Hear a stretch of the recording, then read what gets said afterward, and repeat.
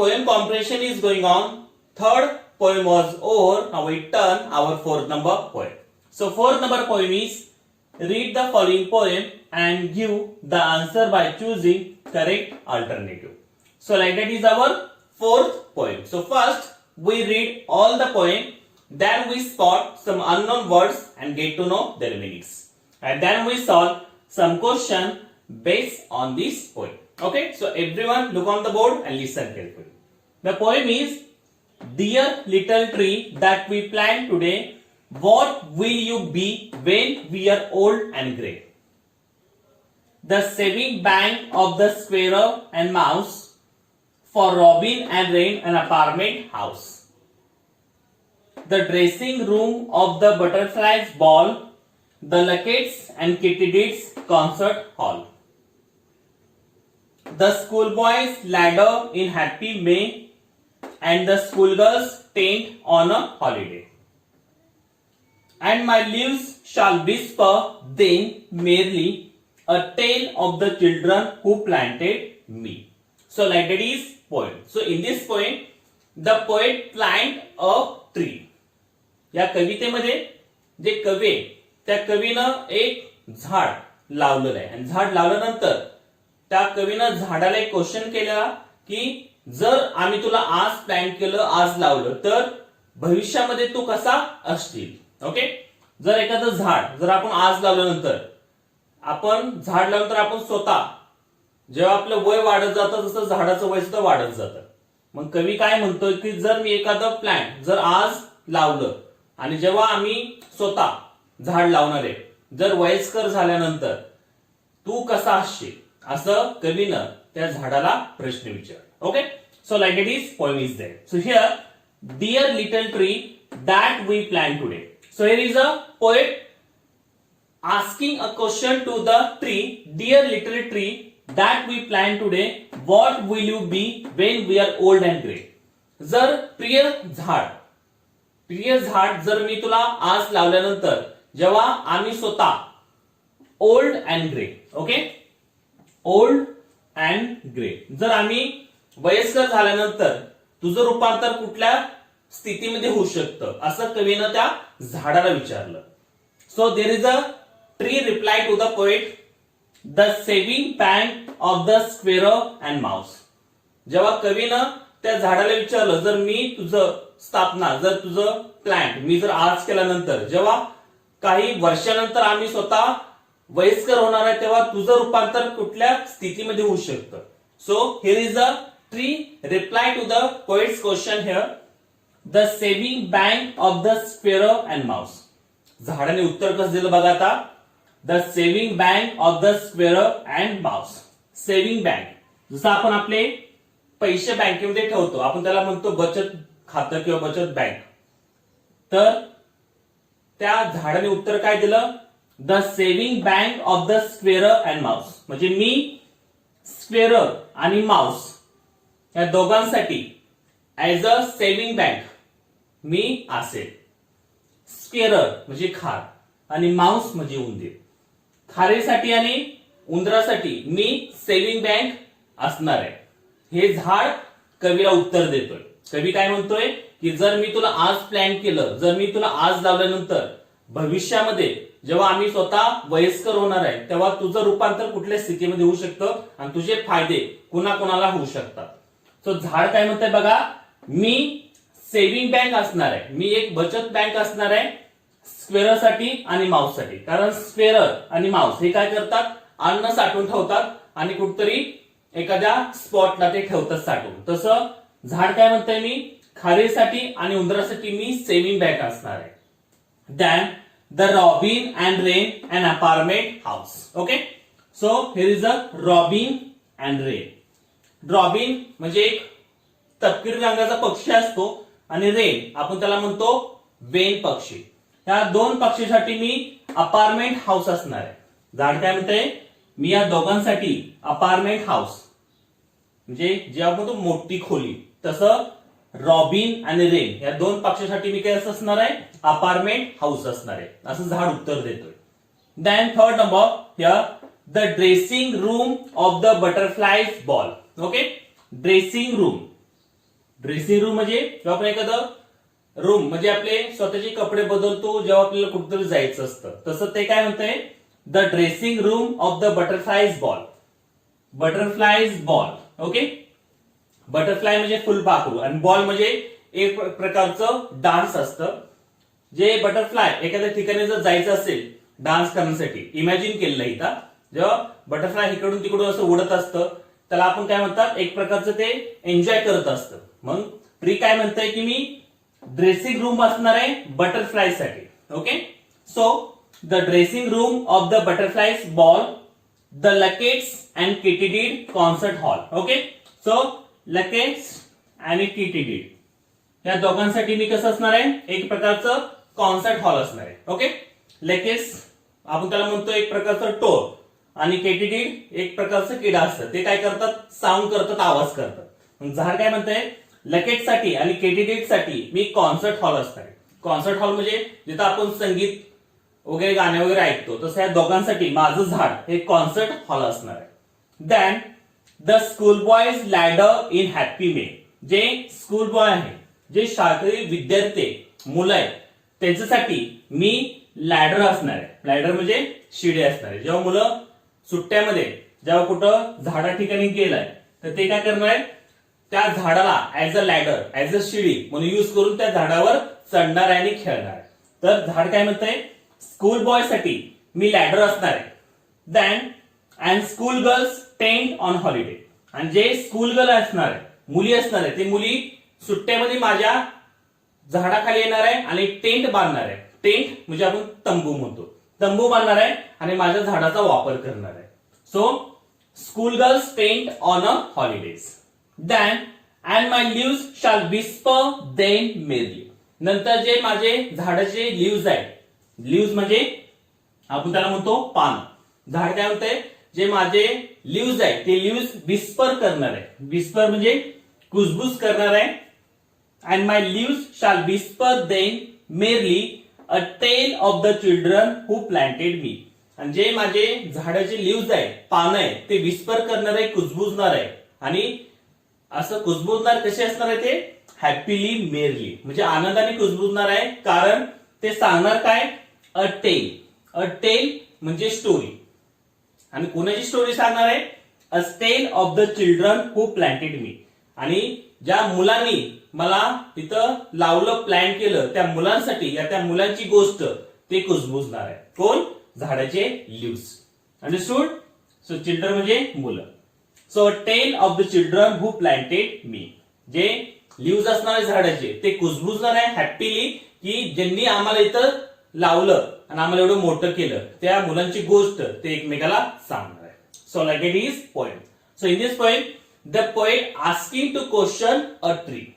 या कवितेमध्ये कवी एक झाड लावते आणि झाड लावल्यानंतर त्या झाडाला त्यांनी प्रश्न विचारलं की जेव्हा आम्ही वयस्कर होणार आहे तेव्हा तुझा उपयोग कुणाकुणाला होणार आहे. So the tree asking like that here. Okay, so like that is poem. So that side there is some question based on this poem. Now we are going to solve this. So here first question is, who will use tree as a ladder in May? Again listen, who will use the tree as a ladder in May? मे महिन्यामध्ये ladder म्हणजे शिडीचा वापर, हे शिडी सारखं झाडाचा वापर कोण करणार आहे? Option number 1 school girls, option number 2 school boys, option number 3 old people, and option number 4 sparrow. So who will use tree as a ladder in May? So option number 1 school girl, शाळकरी मुली, school boys, शाळकरी मुले, old people का जे वयस्कर लोक आहेत ते करणार आहे, या स्पॅरो का चुन्या करणार आहे. आता झाडाचा वापर शिड्या म्हणून कोण करणार आहे बघा मे मध्ये. So look in the poem, the dressing room of the butterflies ball, the lakettes and katydid concert hall, the schoolboys ladder in happy May. So who use as a ladder? Schoolboys. Okay, शाळकरी मुले हे झाडाचा वापर as a ladder, as a शिड्या म्हणून करणार आहे. Okay, so is the option 1 number? No, second is there. So schoolboys use tree as a ladder in May. So option number 2 is correct here. Now second number question, which animals use tree as a saving bank? कुठला animal ट्रीचा वापर as a saving bank म्हणजे बचत खातं किंवा बचत bank म्हणून करणार आहे.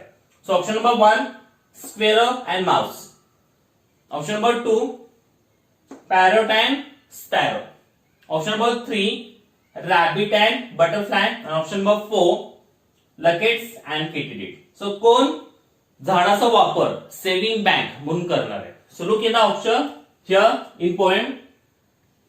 Dear little tree that we plant today, what will you be when we are old and grey? The saving bank of the squirrel and mouse. So, who use as a tree as a saving bank? So there is a squirrel and mouse. Squirrel म्हणजे खार, खार आणि mouse म्हणजे उंदीर. खार आणि उंदीर हे झाडाचा वापर as a saving bank म्हणून करणार आहे. So where is that option? Squirrel, mouse. One number is there.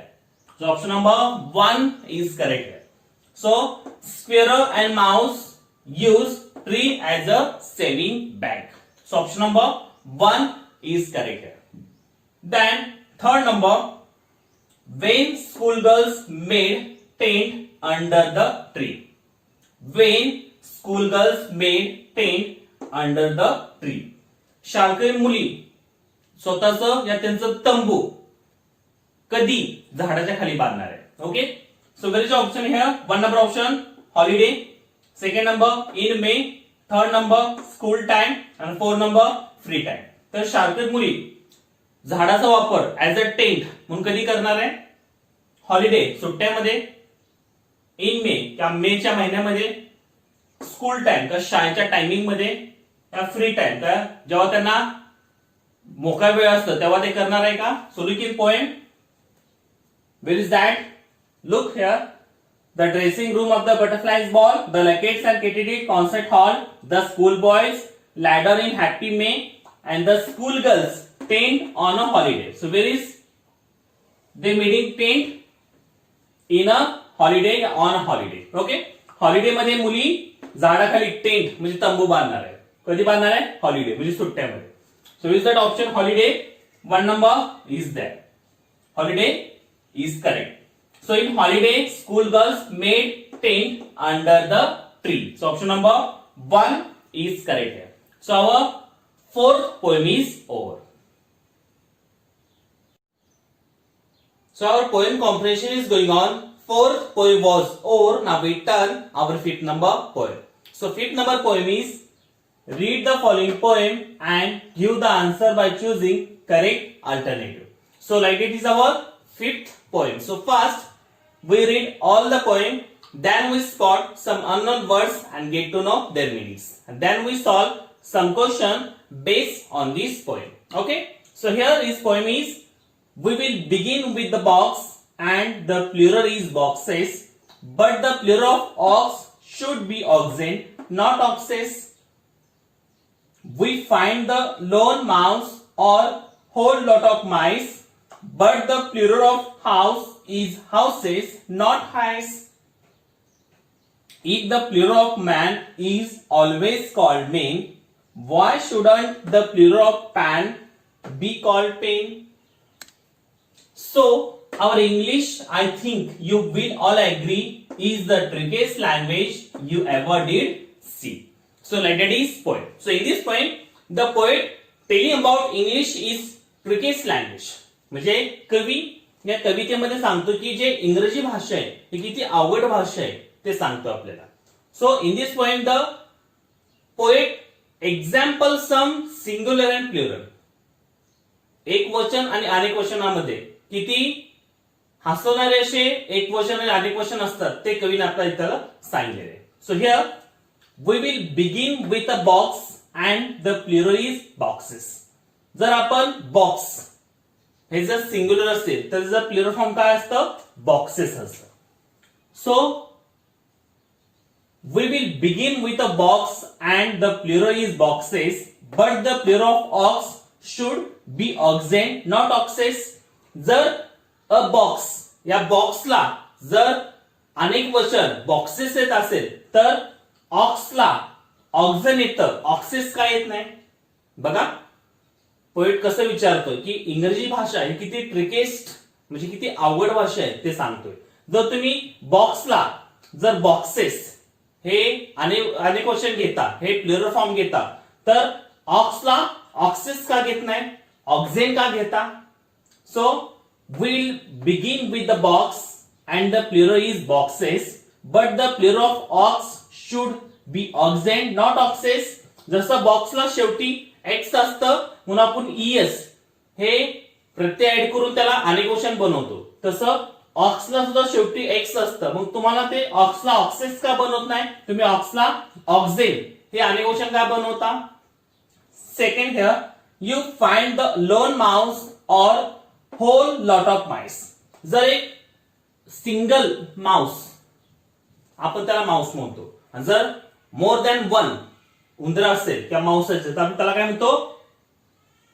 Mice. So you find the lone mouse or a whole lot of mice. जर माउस हे सिंगुलर असेल तर आपण त्याला अनेक वचन माइस हे करतो. But the plural of house is houses, not hice. सो जर हाऊस ह्या शब्दाला अनेक वचन करताना आपण काय करतो? हाऊसेस करतो, हाईस का करत नाही? जर शेवटी जर माउस हे माउसला आपण माइस हे अनेक वचन करतो तर हाऊसला हाईस का करत नाही, हाऊसेस का करतो? So that's why the poet tell English is so trickiest language. Then third stanza, if the plural of man is always called men, why shouldn't the plural of pan be called pain? जर मॅनला plural form आपण main करतो, जर man हे singular असेल तर त्याचा plural form main होतो, तर जे पॅन शब्द आहे पॅनला पेन हा प्लुरल फॉर्म का होत नाही?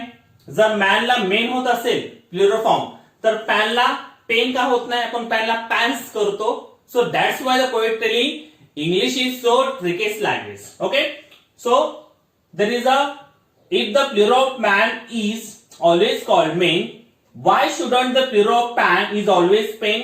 जर man ला जर main हे plural form येत असेल तर pan ला pain का येऊ शकत नाही? Okay, so last stanza here. So our English, I think you will all agree, is the trickiest language you ever did see. And त्यामुळे कवी म्हणतोय जे इंग्रजी भाषा आहे ते इंग्रजी भाषा ही कशी आहे? आय थिंक म्हणजे कवी म्हणतो माझ्या मते जे इंग्रजी भाषा आहे ही कशी आहे? ट्रिकेस्ट लँग्वेज आहे. ट्रिकेस्ट म्हणजे अवघड आहे आणि माझ्या मताशी तुम्ही सुद्धा सहमत असाल की इंग्रजी भाषा ही किती अवघड आहे ते या कवितेवरून आपल्याला समजेल. जसं आपण सिंगल फॉर्म करतो, काय काय फॉर्म्स जे एक वचन आणि अनेक वचन किती हसवणारे असतात ते आपल्याला कवितेमध्ये कवीनं सांगितले. So our English, I think you will all agree, is the trickiest language you ever did see.